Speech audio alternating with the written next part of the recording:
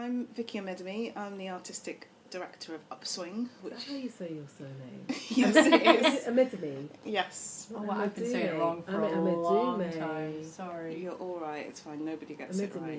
How'd you say again? Vicki Amedume. I'm going to start again. Edit number 1. Right. This is really the beginning. Hi, I'm Vicki. I'm the artistic director of Upswing, and I'm here with Maria and Amelia, who are going to introduce themselves in a second.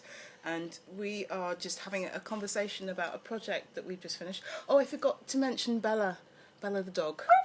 We're about to have a conversation about Flight Paths, which is a project that we've just come to the end of. So Amelia and Maria, would you like to introduce yourselves? Sure. I'm Amelia Cavallo. I am a freelance performer, theatre practitioner and academic, if you want to get super technical. I'm Maria O'Shoddy and I'm the artistic director of Extant. And Extant's a theatre company that works with visually impaired people and others. Okay. I should mention I'm visually impaired. I'm visually impaired. Yeah. I'm visually impaired. No, I'm visually impaired. No, I'm visually impaired. I'm not visually impaired. So we've just come to the end of Flight Paths, and it's been quite a journey, which actually began 6 years ago. Yes. Yeah. Wow. Yeah. My goodness. Don't we know it? Mm-hmm. It's been quite a journey, and I think it's been such a journey because it was just such a complicated idea at the beginning. Maria, do you want to say a little bit about what Flight Paths was as a project? Initially, there was no Flight Paths. There was just the idea of aerial work and audio description. And then there were 3. Sorry, thinking of Charlie's Angels. There were 3 angels. There was Vicki, and there was Kimiko Mendel from Yellow Earth, and myself. And we all met through Sustain, didn't we? Sustain Theatre. That's right. Yeah. And we kind of gravitated towards each other, and then they had some money for companies that were associated with Sustain to sort of work together in a collaborative way. And I said to Vicki and Kimiko, should we get together and do something? And there's Amelia, who I'd been working with in a show just prior to that, and Takashi, who is a Japanese blind viola player, and Victoria Orawari, who's a Nigerian soprano. And it sounded kind of interesting. We thought we'd look at music and audio description and aerial movement and song. And the idea that we kind of came out of at the end of that process was creating a piece of theatre that was accessible to both sighted and visually impaired audiences on what we hoped would be an equal level, so that the access was a component of the whole piece and wasn't something that was a feature that only certain people would engage with. And for me, as a circus maker, that was really interesting because up until that point we had very limited exploration and understanding of the ways in which we could try and make circus accessible, particularly to visually impaired audiences. I remember one of the first things that we did at the beginning of the process is we went to see a piece called Edmund the Learned Pig. Oh, yeah. Oh, my God. Yeah, Southbank Unlimited. Yeah, Unlimited, yeah. Do you remember that? Yeah, I do. It's yes, great. It was really good. It was fun, and you loved the pig, didn't you? The pig puppet. I fell in love with the pig. Did. Yes. But that was my first experience of putting on the headsets and being able to listen to the audio description that was going along. Yeah, I'm just remembering now that there was Ariel in it. I'd completely forgotten about that. But there was a Silks performer in it, wasn't there? Annette Walker. Yeah. Yeah. And my memory of it was that it was kind of the same kind of audio description you get for dance and stuff. It was quite minimal. It was fine. But that would probably be the way I would describe it. It was fine. Yeah. It was, and in terms of the show itself, I found the rest of the audio description a lot more engaging, I guess, just because I think some of that might also be because the describer was new to everybody's new to describing aerial, but it was sort of like, it was very hard to pinpoint the performer on stage. It was very hard to know what she was doing, and the thing is, at that point I had been training aerial silks already, and so I was kind of going, well, maybe I can kind of figure it out because I'll know what some of the moves are, and I had no idea. So it's interesting because I don't remember any aerial in that at all. Now I've got very, very limited vision, so I don't know whether you could see any of it. Nope. I was right at the back. I don't remember any of that. All I remember was the pig and the music and Gary and, but I don't remember any aerial being that at all. So whatever, it just didn't land with me at all through the audio description. I remember that was my first experience of audio description, and I was the same as you. The show, because I could see and hear the audio description, I felt that the describing for the show was actually capturing the mood and the energy and the dynamic of the show. But as soon as it got to the aerial, it did feel like the describer didn't really know what to say, because it happened so quickly, and you can't describe literally everything the person is doing. So it was like she goes up, she comes down. Really flat, she's upside down, she's right side up, and it's like, well, there's a lot more to it than that. And the biggest thing for me was that there was an emotional narrative being played out with Annette's silks that you just didn't get from the description at all. Right.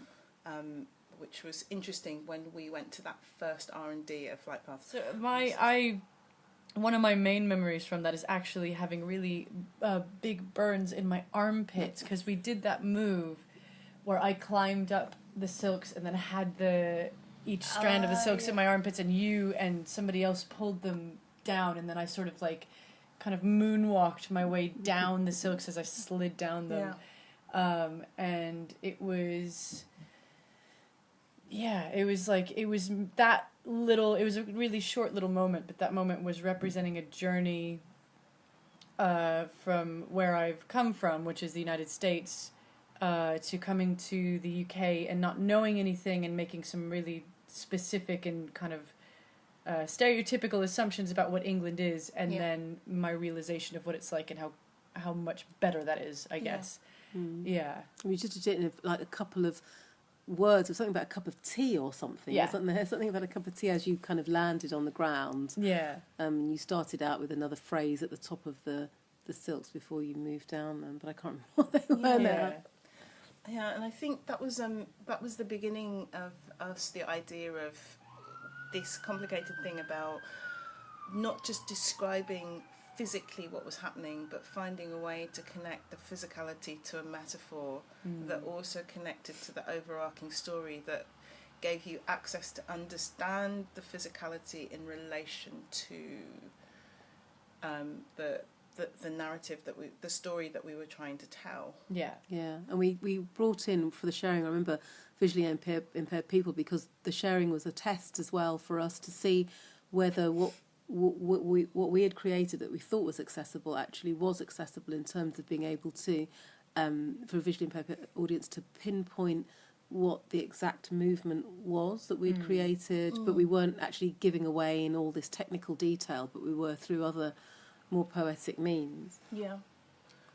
We did a lot of experimentation around how does it feel when you make these moves that look quite simple, or not so simple, but simple to execute, but they're taking a toll on the body. What does that mean for the aerialist? And those things we went into quite a lot of detail. It was. I think that was interesting, because my memory of that is that when we started to just play with different physical things that we could do, and we were trying to describe it, I think for you and I would say also for Takashi and Victoria, who were in that space as well and hearing the descriptions, the knowledge of how strenuous it is and how painful it can be was kind of surprising to I think people. So that ended up being an interesting point of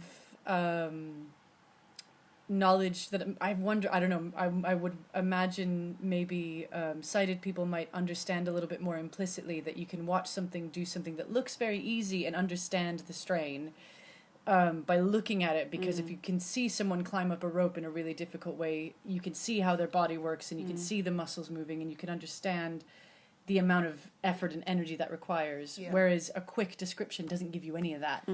So that was news, I think, to the blind people in the room who hadn't done the aerial before.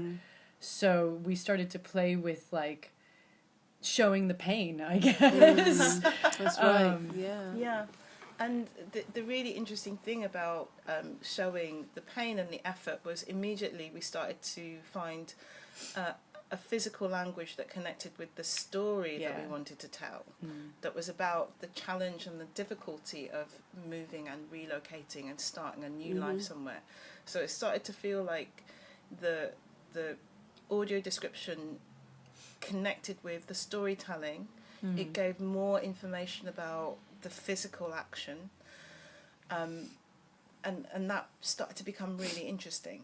Like what the opportunities were there. I mean, we played in that first lot of R&D in other ways apart from aerial with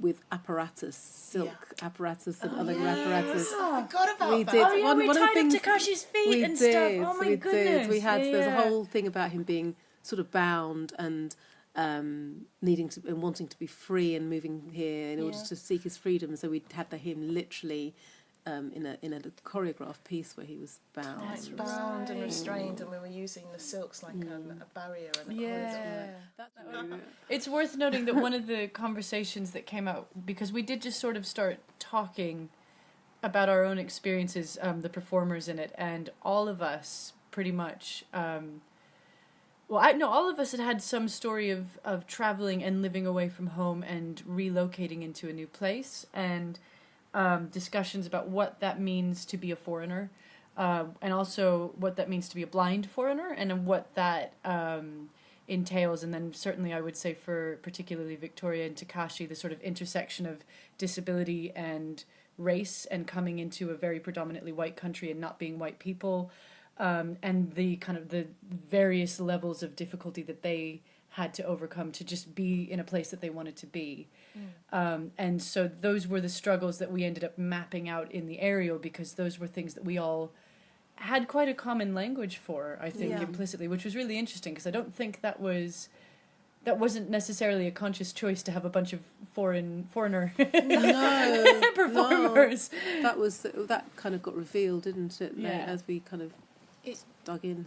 Absolutely. And I think it's interesting that the equipment choice that we had, the silks, lend themselves to that idea of struggle, because they are not easy pieces of equipment to use. They don't have the same rest points. Say if we'd maybe started with trapeze or hoop, we might have ended somewhere different. Absolutely. There's so much stuff that we explored. Some of it that made it into the piece, and some of it that didn't. I remember one of the points where we felt that we were starting to have a handle, because we still had that challenge all the way through about how much to describe and how much to the balance between actually giving something that was a really strong access feature so people could physically understand what was happening, and the poetic language, and when the poetic language was supporting access and when it wasn't. And I remember we had a little bit of a breakthrough where we started to think about maybe using more repetition in the work. So because there are, in aerial, in a lot of physical things, there are going to be, for the performer or the performers, there's going to be places that you return to. So for, for silks or for any vertical circus apparatus, that's going to be things like you're always going to need to climb. Or get up in some way. You're always going to need to do something where there's probably going to be points where you're going to be upside down. And some of those physical positions are more accessible to understand regardless of your sensory makeup, and some of them aren't. So the ones that are more complicated to describe, the more repetition we gave them, the easier they became to understand, I would say. Is that in the eventual piece? Yeah. I mean, absolutely. I mean, when it's interesting because we did these 3 lots of R&D. Within all of them, we didn't really land on what the final show was going to offer us as a means to have this sort of training element, which meant that we could then go over moves in quite detail and have that sit happily in this narrative. That just kind of emerged and very late in the process, and we, thank God, because it kind of saved our asses, really. I don't know. I think you nearly gave us a frame. I don't know what we would have done. I mean, the thing, we were struggling. I mean, Vicki was actually really good in a way.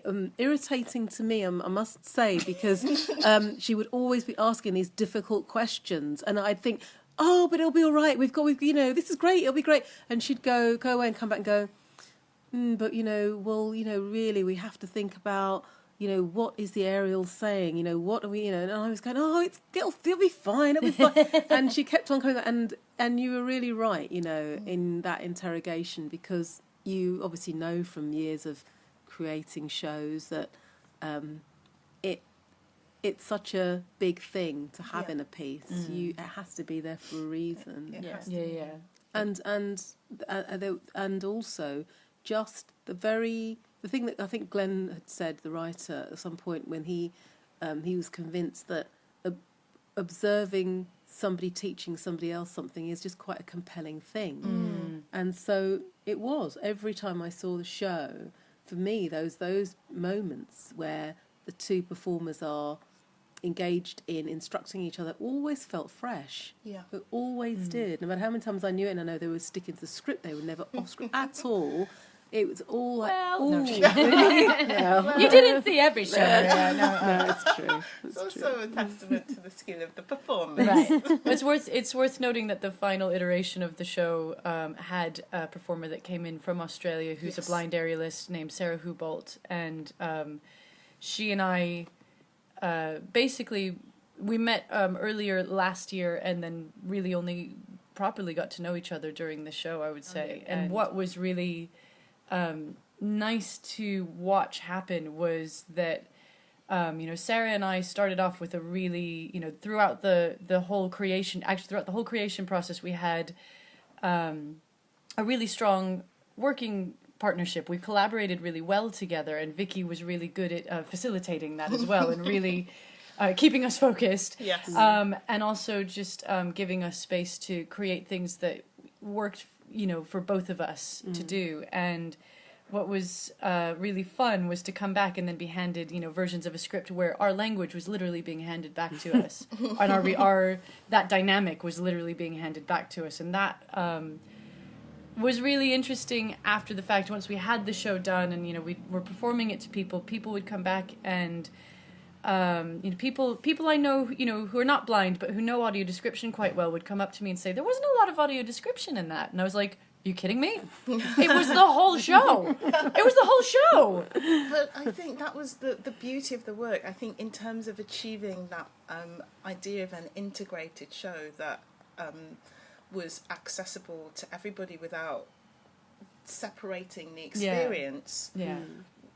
I think that was achieved, and that was fantastic. It's really interesting, actually, because the two things I want to say about that, and one is from a comment on a critic, and the other is just the opening scene, and how in the opening scene we have these two really skilled and adept aerial performers who are also blind coming in and just scoping the space that they're going to be performing in, and they do it, in a way where they're describing the space to each other because they come in and they're discovering it for the first time, and so they're doing what any couple of blind people going into a space would do. They just tell each other about information about what's there, and I wanted to have that as as much as possible as happening in real time. So they build it up for themselves, they build it up for the audience who happen to be visually impaired as well, about what's on the stage at the very start of the play. So that was a way in which the integrated access was present, but wasn't really there as audio description, as such. The other thing I wanted to say about the critic was that one of the points that got raised in one of the reviews I read was about the writing of the piece being clunky at times, which was really interesting. And they put, I actually, rather than just saying that, it was a really well-written review, actually. Because the criticism was so specific, it enabled us to be able to think about what they were saying and thinking, well, do I take that on or not? And a lot of things I took on were true, I think. This point, I think, wasn't. And I think it was the lack of understanding of the reviewer about what the points were at which they thought it was clunky. And they were, because they'd written quotes in the review, who knew exactly what the bits they're talking about. And they were talking about bits of the training, of the two performers training each other and reiterating some of the moves or some of the descriptions of moves where they'd left off last time and they were picking up again. And that was purely for the visually impaired audience, so they would have this continuity of description and not assume that the actors assume that it was all understood. It was a way of just, and that was an access thing, and that's a very interesting thing about the fact that yes, it was integrated, but because of that, because it wasn't seen as access, it was seen as art, and the art then was criticised because, do you see what I mean? Yeah, but what I think my favourite thing about integrating audio description or anything, and probably to a certain degree any access tool into a piece is that you get these little beautiful nuggets of politicized knowledge and insight that you don't necessarily think about. So,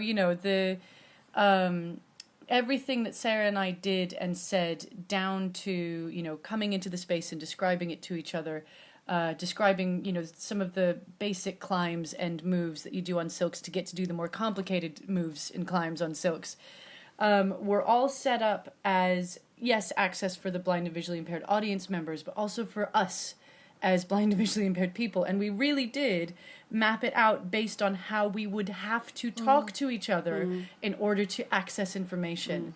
So one thing that Sarah and I discovered very quickly, because neither of us had worked with blind aerialists that much one-on-one before. So one of the things that we had discovered is that we would need to reiterate what we were doing to each other, because you can't look over and watch. You can't look over and watch and see what somebody's doing. So if you're learning a move, you need to reiterate that. Also, if you're trying to stay in time with them, you need to, need to communicate with each other.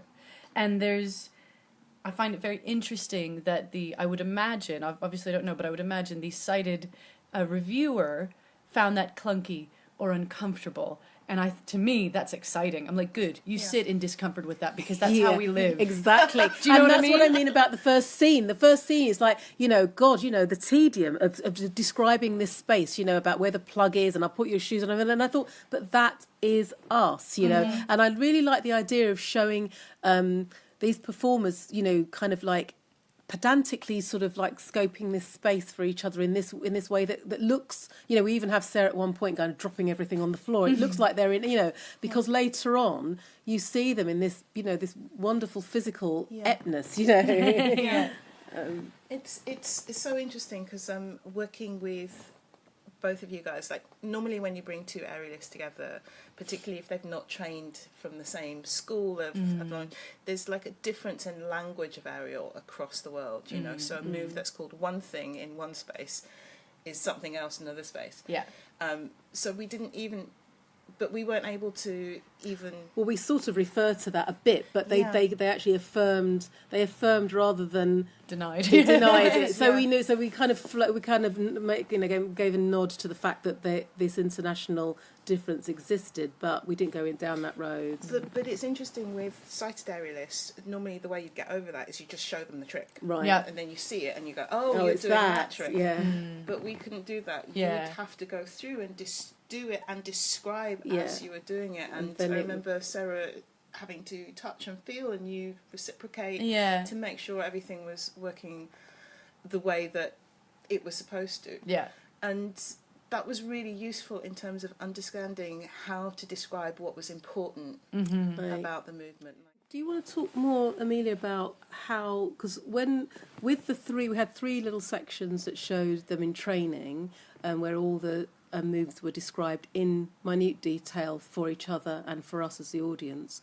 but then the final routine took on another level of description. Do you want to talk about how that was put together? Yeah, so I mean, what we did, and this was the structure for this was Vicky's call, and it was a good call, which was we had 3 scenes that did, as Maria just said, different bits of training where I was facilitating, teaching Sarah a move, and that we framed it so that this is one move of a routine that I'm also in other space and time that's not shown on stage teaching Sarah. And, with the addendum that she's already an established aerialist and she's very good, so she's come specifically to learn this routine from another blind practitioner, which she'd never experienced before, which is, basically autobiographical to a certain degree. And so, so in the 3 scenes where you watch me teaching, it is learning the move that we did at the end, which was a big drop, because aerial silks, that's what you do. Yay! And so it would start with me really the first one was me describing in really minute detail what the movements were, and then letting Sarah interact with that. So she, we had a point where she came and felt the positions that my body was in and that kind of thing. And then the second one was Sarah doing part of the move and describing it back to me. And then the third one was both of us doing the sort of first half of the move, but not actually doing the drop because we didn't want to give the game away. And that then, and again, that was sort of built out of, first we would just teach each other the move. And so a lot of the language for that was built out of how we actually talked to each other, with then maybe some feeds from Vicki and Maria and Kamiko and Glenn going, how does, being in that position before you, pull yourself up feel? Oh, it feels like a squeezed lemon because, you've got the silk wrapped around your tummy or whatever. And so then that ended up being a metaphorical description that ended up in it. And then what was really interesting is it took, it took a lot of, actually, it didn't take a lot of time to set the description for the final routine, because I think by the time we got there... Really? By the time we got to writing it down, because that was actually kind of done in a couple of days. It felt like a long time, because we had to... basically, the final routine is about 5 minutes long. Yeah. It's quite involved. Yeah. And so we had to, first of all... for me... I had no idea. I let you lock in a room for 2 weeks, work that out. And then I came in, I said, what is this thing? Then you had to break it down for me and describe each move. Each move was then, we worked on how each sort of move, rather than describe it in detail, had a pictorial kind of feel to it, and we then labelled it the best way that we could with a pictorial label, and we did that for the whole 5-minute routine. Yeah. Then after that, we then photographed each move. That was for Tarim. That was the next step. So that was you're getting ahead of yourself. Going ahead of myself. Sorry. In terms of the actual description, what we ended up doing was, by the time we'd set the routine, Sarah and I had some language that we had come up with together, and with Vicki, and also Julie, the assistant director. Yeah. And there were some moves that we didn't, state explicitly that we did have different words for. So one of the descriptions was hanging upside down like a bat. We had a move that Sarah called bat, and I was like, I can't remember. I have some. My version of it is a very convoluted, technical, boring name, and I was like, "That's a perfect description," because that's exactly, we are hanging upside down like bats. So that ended up integrating into the, and then we'd have moves where we're like, "Oh, I don't know what to call that," but we're making our body with the way the silks are. We look like a letter M, so we'll call it a letter M. Sometimes it was like breaking things down so it gave a pictorial sort of reference. Or sometimes it was just a very shorthand description of physically what you were doing. And then there were other bits thrown in where there were the effort of what it took to do a particular thing, and then we had all the breathing and the struggle sounds. Yeah, and I think the thing that a kind of layered soundscape, doesn't it? Yeah, and the thing that we did, I think, for the moves is there were some moves that were very clear to describe, especially because we described them prior to the actual final piece. So the climbing and the final move, we could just use the language that we'd already set up. And then there was some moves, like there was a move where we did the splits, so we could just say splits, and that was clear. And then there were some moves where we'd go, okay, this is hard to describe. What's the important thing about it? Well, we twist. So we say we twist because it's a fast move. Yeah. Or there's a bit where we're hanging upside down for a bit and we're doing a really slow movement. And to describe that slow movement is actually really boring. So here we'll describe how it feels. And we kind of cobbled together what felt like a really rough version of that. And then Sarah and I did it live. We split the lines up between each other and we did it live, and Maria was just like, great, done! Because it worked. It ended up, with a few little tweaks. And you recorded, they had a mic'd up. So. And then we can have the music as loud as we need to have it, and then we will just sort of project their voices. Yeah, our voices were layered over the top, but with directional. Yeah, so they didn't just play as a soundtrack. They were actually they were cued. So each move had its own audio described cue that Tarim the operator would trigger. Yeah. And so if they slowed down, the audio description cues would slow down. Yeah. There was also points at which, didn't you and Tarim have a kind of code? Yeah, we had a whole conversation. So the way that we went and took pictures of every move with the description of it for Tarim, so that he knew what move correlated with what, and then we worked out after just a couple of trials. Really, he picked it up quite quickly. And part of the reason we did that was being able to keep you in sequence and in time with each other, because you can't see each other. Yeah. But B, also because part of circus is a little bit of potential failure. Yep. So to have the audio description fixed on a line that would carry on regardless of whatever happened would have been a real problem if we hadn't if something had failed. Yeah. So just kind of being aware of the fact that actually the audio description has to respond to a live performance. It's not something that is pre-recorded, because each performance is its own moment. Was an interesting concept, particularly with circus, where there is such a potential risk of failure. Yeah, and one thing that's worth noting about the sound as well is that it was spatialized.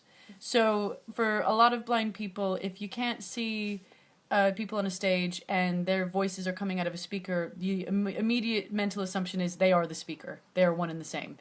And so for us to be doing silks in the middle of a stage and for our voices to be, say, coming out of either side wouldn't have worked.